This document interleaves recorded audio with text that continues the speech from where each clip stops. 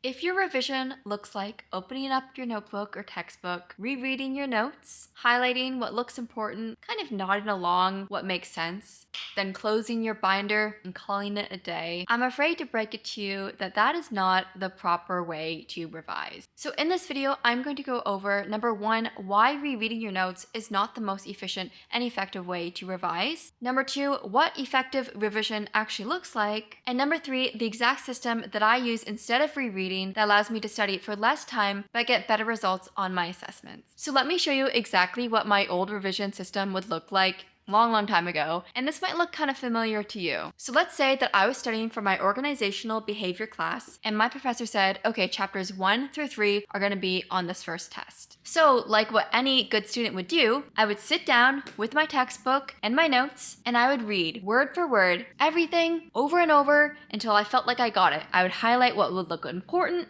and I would just beat it into my brain. And now that was a very theoretical scenario. Realistically, if I'm trying to read a chapter from start to finish, chances are I got very sleepy and even fell asleep on my textbook. Now, the dangerous part about just rereading your textbook or your notes is that it feels productive. Obviously, you're going over all of the content that could possibly be on the exam, and that's kind of exactly what your professor or teacher tells you. You know, you need to study these topics, these chapters, and then you'll be good for the exam. But wrong, false, that is not what is going to help you prepare most for your upcoming assessment. When you reread, your brain is doing something called recognition, meaning it sees something and it's like, oh yeah, I've seen this before. But the issue is that exams don't test recognition, they test recall. So for example, let's say you're reading your textbook or your notes and you see the term brand equity or mitosis or mitochondria, and you're like, oh yeah, like I recognize that. Maybe it gives the definition, you're nodding along because again, it's familiar. But if you were asked to define, explain, or to apply it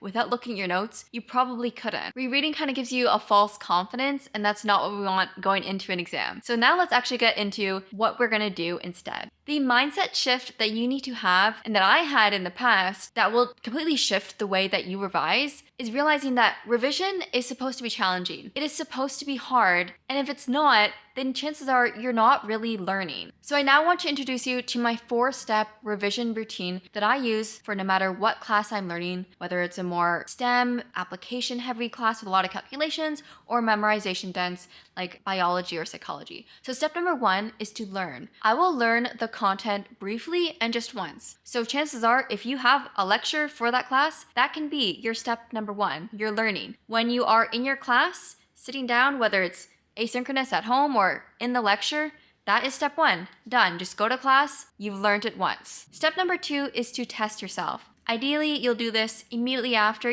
day of or day after. The main purpose of this is to test what you remember from when you initially learned it. Step number 3 is to identify gaps. You need to identify where your weaknesses are, what concepts you don't really understand, what kind of problems you struggle with solving, and what you have a hard time remembering. And then finally, step number 4, you need to fix those gaps. You need to take those gaps that you identified and then do the work to close and fix those gaps. So I know that that 4-step routine is very theoretical and kind of vague. So I actually want to show you now an example of exactly how I would revise for a test using these 4 steps. So as you can see, I've started sharing my screen because I wanted to share with you this website called StudyFetch that is an all-in-one platform that will allow you to go through these 4 steps instead of having 10 different websites, because personally that's what I used to do until I discovered StudyFetch, and it's just made studying so much more fun, efficient, effective. And so let's pretend that I am studying for my Psychology 102 class, which is just an intro to psych class. As we can see on the top here, I've already selected my Psych 102 class, and I'm going to hit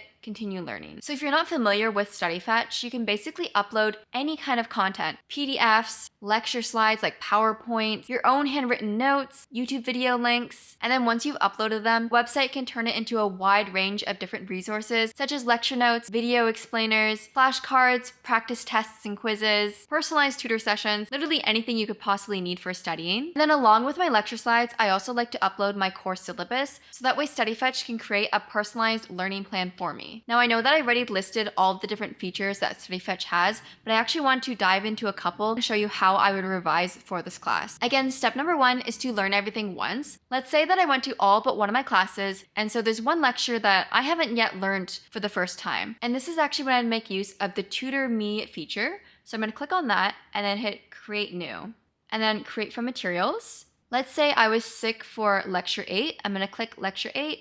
Next. On this page, I can set my learning goals for the session. I'm just going to say that I want to explore it, create session, start session. Okay, so I currently have Spark.E, which is the AI dog tutor. I have him on pause, but in a second, I'm going to hit play and we can see a live example of how cool the Tutor Me feature is. So I'm going to hit play here. Let's jump into the ideas of memory illusions and the DRM task.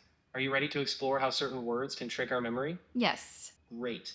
Memory illusions are fascinating because they show how memories can be distorted. For example, the DRM task involves presenting a list of related words, like bed, rest, awake. Does that make sense so far? Can you explain that further? Absolutely. So in the DRM task, participants are often given lists of words that are all related to a central theme. Okay, isn't that literally so cool? I love using the Tutor Me feature specifically to learn something for the first time because it will teach me slide by slide the exact lecture slides that I need for that class rather than just finding a random YouTube video online or some article online that isn't specific to what I need to know for my class. Okay, now on to step number 2, which is to test. There's lots of different ways within StudyFetch that we could test ourselves, including an actual tests and quiz fetch feature, which you can generate a practice test or quiz and even customize it. You could also test yourself with flashcards and also the live chat feature, which is kind of like ChatGPT, but again, it will specifically pull stuff from your syllabus and from your course content that you upload. So I'm going to actually just go to the test and quiz fetch feature and create a practice test. So I'm going to show you how cool this is, how much you can customize it. You can select which exact course materials you want to create. So I just selected these 4 random ones, and you can customize what kinds of questions. So this is perfect if you already know what your examination is going to look like. If it's going to be multiple choice, true or false, fill in the blank, short answer. I'm just going to go with what it automatically gave us, 20 multiple choice, and then create test. Within literal seconds, it generated the test for me. Now I just clicked on random answers just for the sake of this video, and I'm going to submit the test. And then it'll show me my score. And then when I click view answers, I can see each question broken down into what I answered, what is the actual correct answer, and then I can actually chat with Spark.E on the side here about a specific question. Now, when you're reviewing your answers for this practice test, this is when you're going to be incorporating step number 3, which is to find the gaps. You're going to look at these answers and you might see patterns like, okay, clearly I know this topic really well, but these answers are all under this same chapter or this topic. And then you're able to identify which things that you need to practice further. And again, the 4th and final step of the revision cycle is to fix. You're going to fix those gaps that you identified. Now again, within StudyFetch, lots of different features that you could use. I'm now going to show you how we could use the flashcards feature for this. I'm going to hit create new and then create from materials. And let's say that lecture 4 is the lecture that I realized that I have a lot of gaps on. I'm going to do 20 term and definition. And again, kind of like the practice test, you can really customize them. And then just like that, I have a flashcard set that's generated from those exact lecture slides. If I click on it, it'll give me the definition of the term. You can also track your stats with spaced repetition. So if I click on this, let's say I try to come up with the definition of the automatic nervous system. I had a lot of trouble with that. So I can click again, and so it will show it to me again more frequently compared to say, let's say I knew this one really well, it was easy. It won't show me that one as frequently. Because one of the keys to good revision is to revise the things that you struggle with most rather than the things that are already locked in your memory. I love that when I use StudyFetch, I'm able to identify and fix my weak spots immediately. You know, as soon as I finish a practice test, I'll know what I need to work on. As soon as I finish my set of flashcards, I can see, oh, clearly these ones I don't know very well. And so instead of wasting my time rereading my notes, falling asleep rereading them, I'm able to revise by testing myself with active recall, which is the key to good revision. So up until now, if the way that you have been revising for classes is by rereading your notes and your lectures, it's time to make a change and it's time to do things differently. And it's okay that you didn't know otherwise because they don't teach us this in school. But good thing that you stumbled upon this video because now you know exactly what you need to do. You need to learn once, test yourself, identify gaps, fix those gaps, and then repeat. Thank you so much for sticking around to this point of the video. If you did find it valuable, we would really appreciate it if you gave it a big thumbs up. Make sure to subscribe to stick around for more study tips throughout the rest of the semester, and we hope to see you in the next one.